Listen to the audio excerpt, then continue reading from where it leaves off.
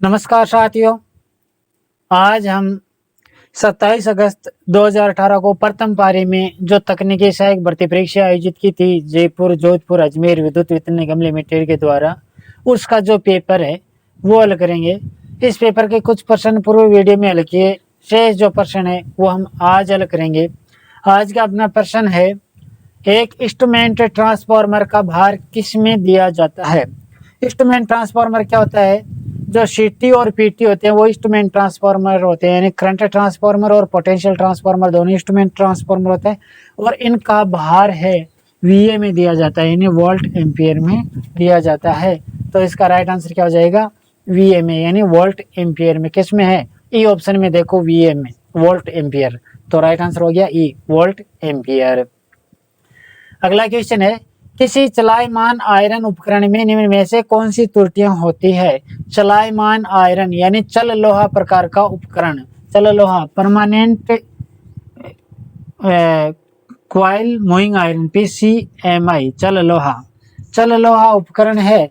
इसके अंदर कौन कौन सी त्रुटियां होती है? ऑप्शन देखो, हिस्टेरेसिस त्रुटि ये होती है, तापमान त्रुटि ये भी होती है, आवर्ती त्रुटि आवर्ती के कारण भी होती है, स्ट्रेच चुंबकीय क्षेत्र त्रुटि ये भी होती है। तो ये सभी यानी उपरोक्त जो त्रुटियां दे रखी है वो पीएमएमसी यंत्र के अंदर होती है, यानी moving permanent PCMI permanent coil moving iron यानी चलायमान आयरन उपकरण में होती है। तो राइट आंसर हो गया ए, ये सभी।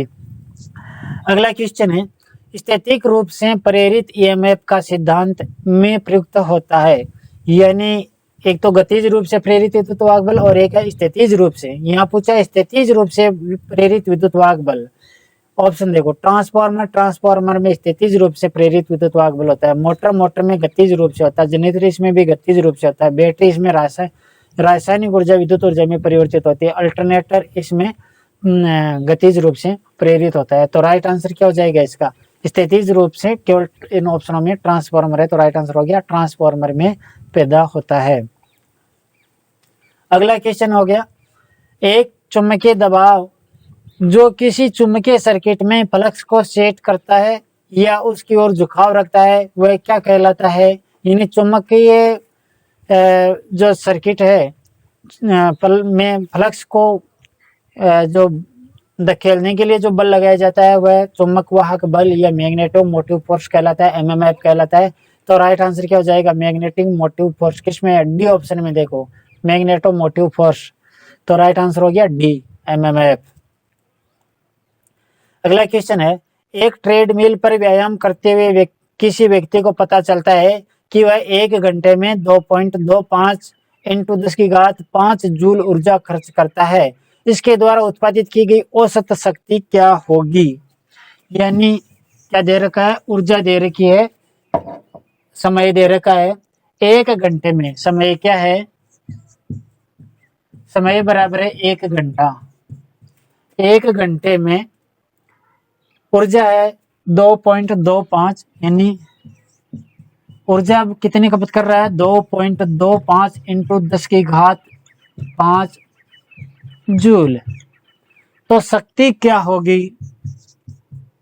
शक्ति बराबर क्या होगी ज्ञात करनी है। तो देखो, शक्ति बराबर होता है, यानी ऊर्जा बराबर क्या होता है? देखो, ऊर्जा बराबर क्या होता है? शक्ति इंटू समय। ऊर्जा बराबर होता है शक्ति इंटू समय। ज्ञात क्या करना है? शक्ति। तो शक्ति ज्ञात करने का सूत्र क्या हो जाएगा? शक्ति बराबर हो जाएगा ऊर्जा बटा समय। ऊर्जा कितने खर्च कर रहा है? 2.25 इंटू 10⁵5 जूल, यानी इंटू 1 2 3 4 5, ये हो गया जूल। समय कितना है? 1 घंटा। 1 घंटे में कितने सेकंड हो जाएंगे? 3600 सेकंड। तो कितना हो गया? 3600 सेकंड। 2 जीरो से 2 जीरो, 1000 को इससे गुणा किया कितना हो रहा है? 2250 बट्टा 36, और 2250 में 36 का भाग लगाओ, क्या आ रहा है? 2250 भाग 36, 62.5 वाट। तो जो शक्ति खपत होगी वो कितनी हो जाएगी? 62.5 5 वाट। किस ऑप्शन में है देखो, ई ऑप्शन में देखो 62.5 वाट। तो राइट आंसर हो गया 62.5 वाट। अगला क्वेश्चन है, किसी एच श्रेणी के इंसुलेटिंग पदार्थ के लिए अधिकतम मान्य तापमान क्या होगा? एच श्रेणी के लिए तो देखो कौन कौन सी श्रेणियां होती है।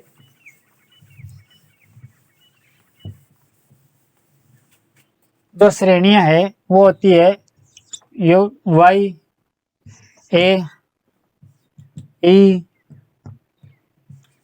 बी एफ एच और C. Y A E B F H और सी। वाई है वो होता है 90 डिग्री सेंटीग्रेड तक के लिए, ये है 105 डिग्री सेंटीग्रेड। ई है 120 डिग्री सेंटीग्रेड। बी है 130 डिग्री सेंटीग्रेड। एफ है 155 डिग्री सेंटीग्रेड। एच है 180 डिग्री सेंटीग्रेड और सी है 200 220 250 डिग्री सेंटीग्रेड इसका कार्यकारी तापमान होता है। अब इसमें पूछा है एच श्रेणी का कार्यकारी तापमान कितना होता है? 180 डिग्री सेंटीग्रेड तक के लिए होता है। तो राइट आंसर हो गया 180 डिग्री सेंटीग्रेड, यानी किसमें? ए ऑप्शन में। तो ए ऑप्शन इसका सही होगा। अगला क्वेश्चन है, अर्थिंग के लक्ष्य क्या होते हैं? अर्थिंग बनाने का आशय क्या है? ऑप्शन देखो, सभी खुले धातु के हिस्से को अर्थ विभव के लिए सुनिश्चित करने के लिए, सही है। अस्थिर भार में सतत वोल्टेज बनाए रखने के लिए, ये भी सही है। ऊंची इमारतों को आकाशीय बिजली से सुरक्षा देना, ये भी सही है।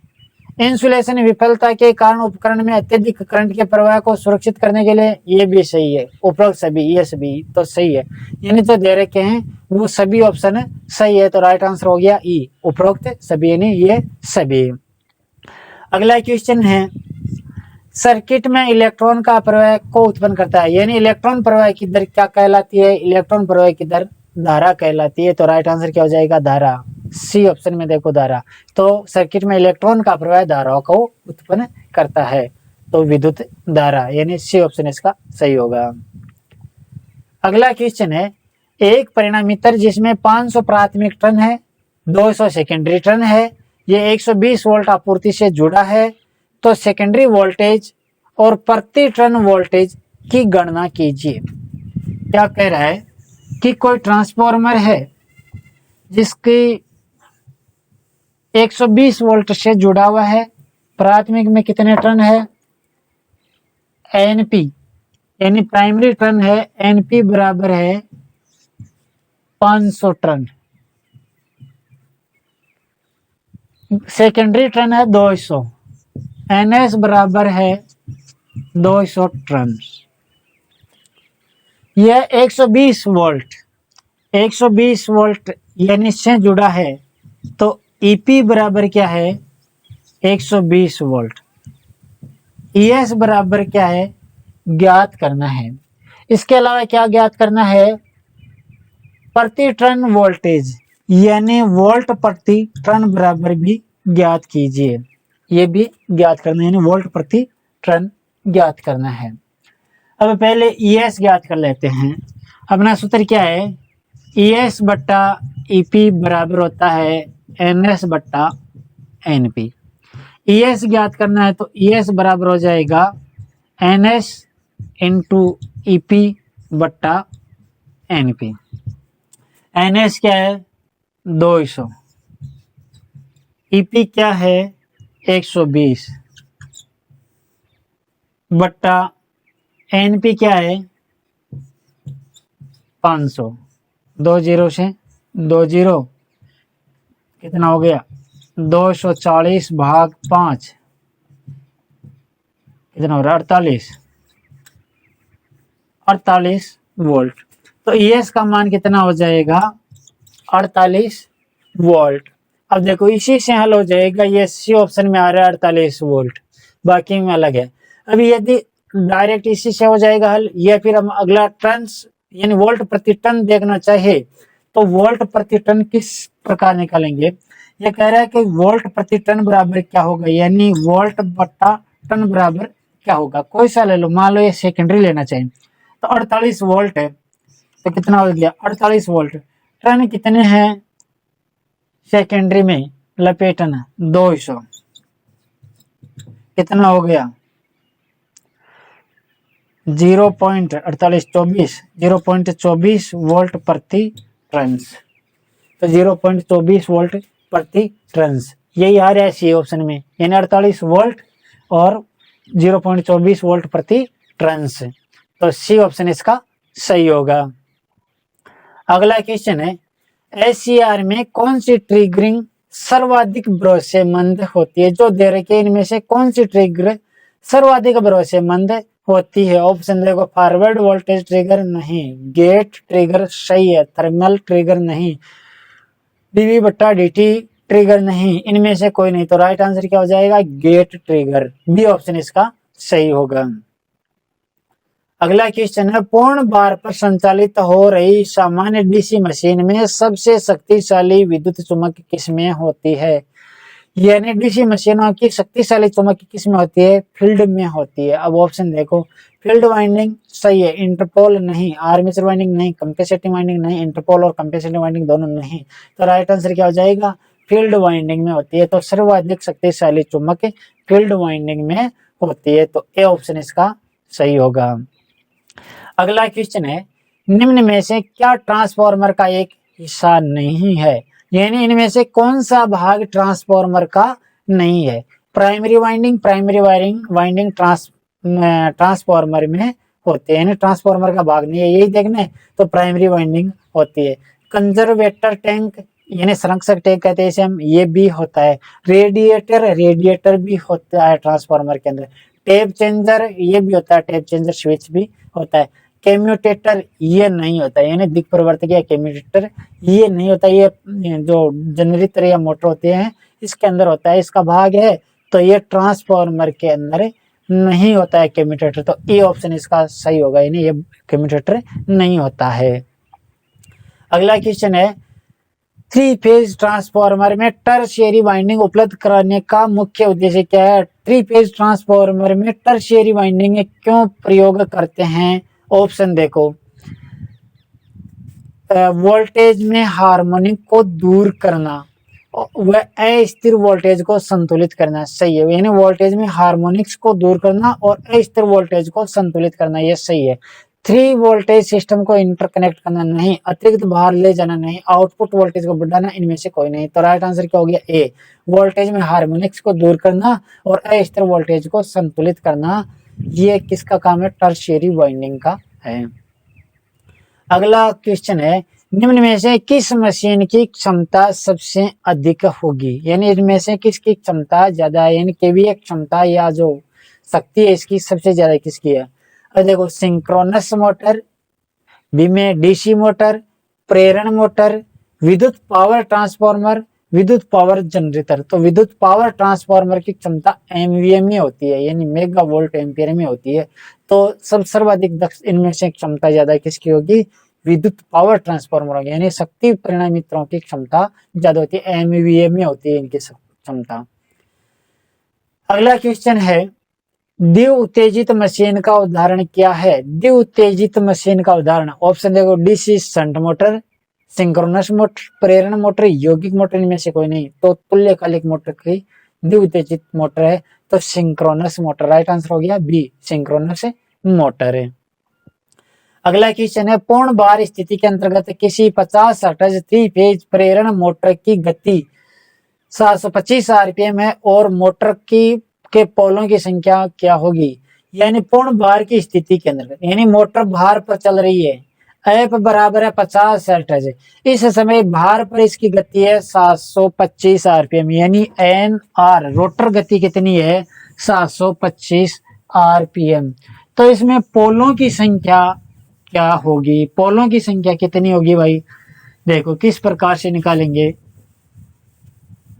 अब देखो 725 आरपीएम तो है रोटर गति, यानी भार पर चल रही है मोटर, तो है गति। तो यानी इसकी सिंक्रोनस गति क्या होगी, इससे निश्चित है कि 725 से ज्यादा होगी कुछ आरपीएम, तो किस प्रकार से हम देखो ऑप्शनों के आधार पर लेते हैं। एफ बराबर तो कितना है 50 हर्ट्ज। अब मान लो दो पोल की सिंक्रोनस गति क्या होगी, पहले तो ये देखो। तो सूत्र क्या है, एफ बराबर पी एन बट्टा 120, एन बराबर एफ इंटू 120 बट्टा पी। पहले दो पोल की देखते हैं, दो पोल की कितनी हो जाएगी 50 इंटू 120 बट्टा 2, कितना हो गया 60 से 35, 3000 आरपीएम, 3000 आरपीएम। तो 700 3000 आरपीएम नहीं हो सकती क्योंकि 725 के आसपास की होनी चाहिए कुछ, यानी से 725 से कुछ ज्यादा। अब मान लो चार पोल है तो चार पोल की कितनी हो जाएगी 50 इंटू 120 बट्टा 4, कितनी हो रही है 1500 आरपीएम। छह पोल की क्या होगी, ये होगी चार पोल में, छह पोल में कितनी हो जाएगी, इसी का बना लेते हैं। छह पोल होगा तो कितना हो जाएगा 1000 आरपीएम, निश्चित ही है ये 50 हर्ट्ज पर 1000 आरपीएम। अब लेते हैं आठ पोल की, तो आठ पोल की कितनी हो जाएगी 50 इंटू 120 बट्टा 8, कितना हो रहा है 750 आरपीएम। यदि 10 पोल है तो 50 इंटू 120 बट्टा 10, कितना हो रहा है 600 आरपीएम। अब देखो 3000 आरपीएम बहुत ज्यादा है, 1500 आरपीएम चार पोल के लिए वो भी ज्यादा है, छह पोल के लिए 1000 आरपीएम ये भी ज्यादा है, आठ पोल के लिए 750 आरपीएम, यानी 725 आरपीएम रोटर गति है तो 750 इसकी तुल्यकालिक गति हो सकती है, क्योंकि 8 के बाद 10 पोल की तो 600 आरपीएम आ रही है तो कम है, तो इसकी तुल्यकालिक गति कितनी हो रही है 750 आरपीएम। तो पोलों की संख्या कितनी हो जाएगी 8, तो पोलों की संख्या क्या होगी 8। वैसे ये याद ही रख लेना चाहिए कि 50 हर्ट्ज है आवृत्ति, तो दो पोल की 3000 आरपीएम होती है, चार पोल की 1500 होती है, छह पोल की 1000 होती है, आठ पोल की 750 आरपीएम होती है और 10 पोल की 600 आरपीएम होती है। याद ही रखना चाहिए ये तो कुछ तो आंकड़े। तो इस प्रकार से पोलों की संख्या क्या हो जाएगी 8, पोलों की संख्या 8 होगी, तो राइट आंसर क्या हो जाएगा 8, किसमें डी ऑप्शन में देखो तो 8 पोल। अगला क्वेश्चन है, यदि प्रेरण मोटर को तिगुना हार्मोनिक्स दे दिया जाए तो क्या होगा, मोटर प्रचलित नहीं होगी। ऑप्शन देखो, शुरू नहीं होगी सही है, परिणाम शॉर्ट सर्किट होगा, नहीं कुछ नहीं होगा, परिणाम खुला सर्किट होगा, वाइंडिंग जल जाएगी, तो ए ऑप्शन इसका राइट होगा, मोटर प्रचलित नहीं होगी, शुरू नहीं होगी। अगला है, पारेषण लाइन की स्थिरता किससे बढ़ाई जा सकती है, यानी पारेषण लाइन की स्थिरता, वोल्टेज में स्थिरता, यानी इसे हम जो शक्ति गुणांक है ये कह सकते हैं। ऑप्शन देखो इसका, शंट संधारित्र बढ़ाई जा सकती है, सरणि संधारित्र ये भी सही है, शंट रिएक्टर, शंट प्रतिरोध, ए और बी दोनों, यानी ए ऑप्शन सही होगा, ए और बी दोनों। अगला क्वेश्चन है, बिजली और स्विचन के कारण उच्च वोल्टेज यानी सर्ज के विरुद्ध निम्न में से कौन सा रक्षण के रूप में कार्य करता है, यानी सर्ज वोल्ट से रक्षा कौन करता है, यानी अप्रत्यक्ष वोल्टेज में जो सर्ज जाते हैं वृद्धि हो जाती है कई बार, तो इससे सुरक्षा कौन करता है, इससे लाइटिंग अरेस्टर सुरक्षा करता है, यानी तड़ित चालक इसे हम कह सकते हैं। अब तड़ित चालक का देखो कौन सा, हॉर्न गैप्स ये एक तड़ित चालक है, सही है। ब्रीदर, ये ब्रीदर यानी शोषक, ये तो अलग यानी ट्रांसफार्मर का भाग हो गया शोषक, जो त्रिचालक इसे लाइटिंग अरेस्टर से जो सर्ज से सुरक्षा नहीं करता है, ये केवल शोषक का काम करता है, यानी गर्म होने पर तेल का आयतन बढ़ जाता है तो वायु को बाहर निकालता है, और यदि तेल का आयतन कम हो जाता है, तेल ठंडा होता है तो आयतन कम होता है तो बाहर वायुमंडल के वायु को अंदर ले जाता है, तो ये काम करता है। थर्मल अतिभार रिले, ये अतिभार की अवस्था में ट्रिप करता है। कंजर्वेटर यानी जो संरक्षक टैंक अतिरिक्त ऊपर ट्रांसफार्मर में जो टैंक लगाते हैं वो, ये भी नहीं होगा। ट्रांसफार्मर ऑयल ये भी नहीं होगा, तो राइट आंसर क्या हो जाएगा, सर्ज के विरुद्ध कौन कार्य करता है, यानी तड़ित चालक, और तड़ित चालक कौन सा है, हॉर्न गैप तड़ित चालक, इसमें हॉर्न गैप्स दे रखा है, तो राइट आंसर हो गया ए, हॉर्न गैप्स। अगला क्वेश्चन है, निम्न में से किस एकल फेज प्रेरण मोटर में पूर्ण भार पर शक्ति गुणांक उच्चतम होता है? यानी मोटर भार पर चल रही है, शक्ति गुणांक किसका उच्च होगा? यानी जो कैपेसिटी यानी जो कैपेसिटर प्रचलन अवस्था में कैपेसिटर लगा हुआ है उस मोटर का होगा। तो देखो ऑप्शन देखो, कैपेसिटर रन मोटर सही है, स्प्लिट फेज नहीं, कैपेसिटी स्टार्ट का तो स्टार्टिंग में तो हो जाएगा, रनिंग में नहीं होगा, शेडेड पोल मोटर ये भी नहीं, स्प्लिट कैपेसिटर मोटर ये भी नहीं। तो राइट आंसर क्या हो गया? ए ऑप्शन सही होगा, कैपेसिटर रन मोटर। अगला क्वेश्चन है, एक बढ़िया परावैद्युत का विसरण कारक किस कोटि का होता है? तो बढ़िया जो पदार्थ है उसका जो पेरावैद्युतिक जो होता है वो इसका मान होता है 0.0002 यानी 0.0002 होता है। तो राइट आंसर हो गया 0.0002 यानी ए ऑप्शन इसका सही होगा। अगला क्वेश्चन है, दर्शित प्रतीक है यानी जो आरेख दे रखा है यह किसका है? आरेख दे रखा है, यह किसको प्रदर्शित करता है? ऑप्शन देखो,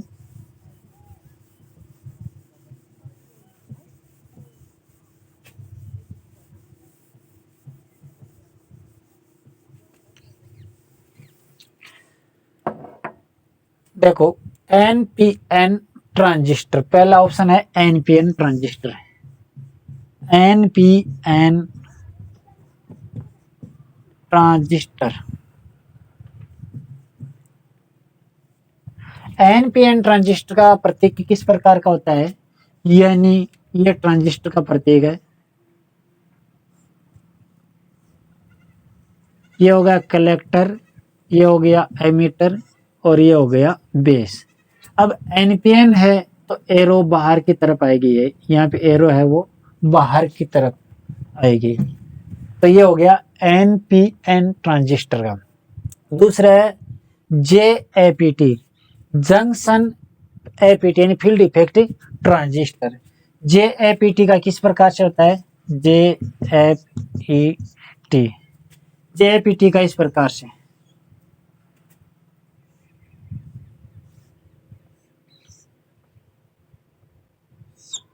ये हो गया जेएपीटी, ड्रेन, सोर्स और गेट। अब यहाँ पे एरो, ये यदि बाहर की तरफ है तो एन चैनल और अंदर की तरफ है तो पी चैनल। ये बाहर की तरफ है तो पी चैनल, अंदर की तरफ जा रहा है तो एन चैनल, सॉरी। आगे है PNP transistor. PNP transistor, PNP transistor का किस प्रकार से होगा?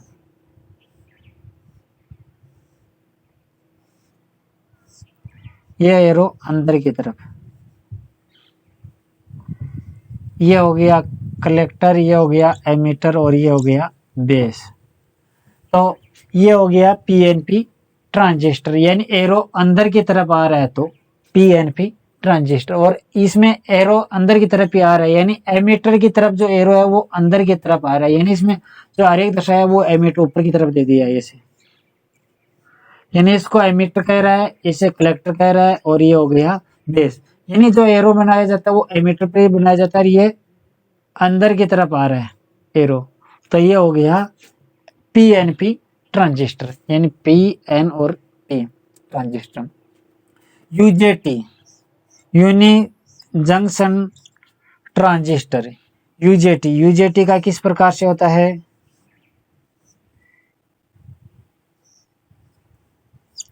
ये हो गया यूजेटी, इसके अंदर ये बेस 1, बेस 2 और ये हो गया एमीटर, ये हो गया यूजेटी का प्रतीक। अब है MOSFET, MOSFET metal oxide semiconductor field effect transistor. MOSFET किसका पर जो आरेख है वो किस प्रकार का होता है?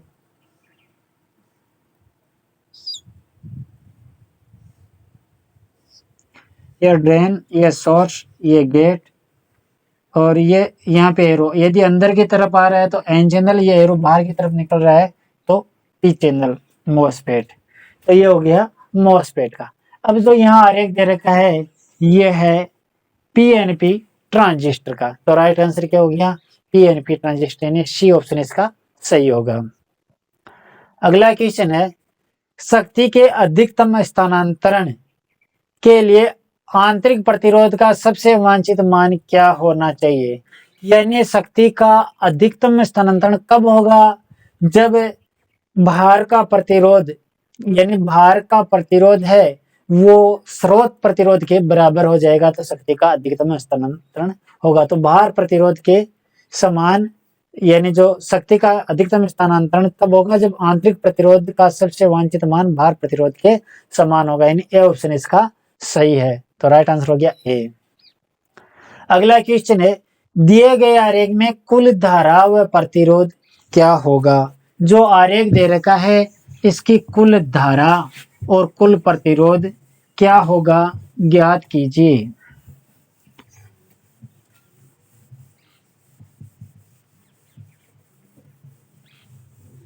जो आरेख है वो किस प्रकार का है? देखो, 3 प्रतिरोधक लगा रखे हैं, 40 वोल्ट की आपूर्ति है इस प्रकार से, 30 ओम और 2 प्रतिरोधक है यहाँ पे समांतर क्रम में, R1, R2 और R3। ये तो है R1, ये R2, ये R3 और यहाँ पे है 40 वोल्ट प्लस माइनस 40 वोल्ट। इसका मान है 30 ओम, इसका मान है 10 ओम और इसका मान है 20 ओम। ये आरेख दे रखा है, 10 ओम, 20 ओम और 30 ओम ये प्रतिरोध है, 40 वोल्ट आपूर्ति धारा है। पूछा क्या है, इसका कुल प्रतिरोध R बराबर क्या होगा और प्रवाहित धारा I बराबर क्या होगी। पहले देखो R ज्ञात कर लेते हैं। देखो R2 और R3 समांतर क्रम में हैं। इस परिपथ में R2 व R3 समानांतर संयोजन में है, तो इसका प्रतिरोध, इनका प्रतिरोध, इन दोनों का मिश्रित प्रतिरोध क्या होगा? इसे हम इन दोनों के मिश्रित प्रतिरोध को RT1 कह सकते हैं। तो ये हो जाएगा समांतर क्रम में क्या हो जाएगा, 1/RT1 बराबर 1/R2 प्लस 1/R3। तो 1/RT1 बराबर क्या हो जाएगा, 1/10 प्लस 1/20। तो 1/RT1 बराबर क्या हो जाएगा, लघुत्तम कितना आ रहा है 20। इसका भाग इसमें लगाया 2, 2 को 1 से गुणा किया 2, प्लस इसका भाग इसमें लगाया 1, 1 को 1 से गुणा किया 1। तो 1/RT बराबर क्या आ रहा है, 1/RT1 बराबर आ रहा है 3/20। तो RT1 बराबर क्या हो जाएगा, RT1 बराबर हो जाएगा 20/3 बराबर कितना हो जाएगा, 6.66 ओम। इन दोनों का तुल्य प्रतिरोध कितना हो रहा है, 6.66 ओम। अब देखो ये दोनों और ये, यानी इन दोनों का तुल्य प्रतिरोध हो गया 6.66 ओम और ये इसके साथ श्रेणी क्रम में है, तो ये दोनों श्रेणी क्रम में हो जाएंगे, यानी R1 व RT1 श्रेणी क्रम में है, श्रेणी संयोजन। इनका प्रतिरोध क्या होगा, RT बराबर, यानी कुल प्रतिरोध क्या हो जाएगा, RT बराबर, अब श्रेणी क्रम का सूत्र क्या है, RT बराबर R1 प्लस RT1। R1 का मान कितना है 30, RT1 का मान कितना है 6.666, तो कितना हो गया 36.666 ओम।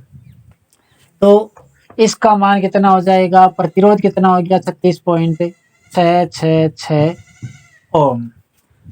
अब ज्ञात करना है धारा। देखो ये प्रश्न गलत दे रखा है, इसमें ऑप्शन आ ही नहीं रहे हैं ये, फिर भी विधि यही है हल करने की। अब या तो इसमें ये मानों में कोई गलती है या फिर ऑप्शन गलत है, तो बाकी विधि यही है। अब देखो I का मान क्या होगा, I बराबर V अपॉन R, I बराबर क्या हो जाएगा, V अपॉन R। तो I बराबर क्या हो जाएगा, देखो I बराबर V का मान यानी V अपॉन R होता है, V का मान कितना है 40 और R का मान कितना है 36.666। तो 40 में 36 का भाग लगाओ, 40 भाग 36 1.09 एम्पियर। तो इसमें से प्रवाहित धारा 1.09 एम्पियर होगी। अब राइट यही होगा, बाकी इनमें ऑप्शनों में है नहीं, यानी इसमें ये मान में जो भी है कुछ यानी मिस प्रिंट है या गलत हुआ है, तो जबकि विधि यही रहेगी। तो इसका राइट आंसर क्या हो जाएगा, आई का मान तो हो जाएगा 1.09 एम्पियर और आर का मान हो जाएगा 36.666 ओम। अगला क्वेश्चन है, समांतर संवाहक की प्लेटों के मध्य विद्युत तीव्रता E, प्रयुक्त वोल्टेज V और प्लेटों के मध्य दूरी D है, तो इसका संबंध क्या होगा। यानी समांतर संवाहक की प्लेटों के मध्य की विद्युत तीव्रता को हम E से प्रदर्शित कर रहे हैं, यानी क्या कह रहा है कि विद्युत तीव्रता को हम E से प्रदर्शित कर रहे हैं। विद्युत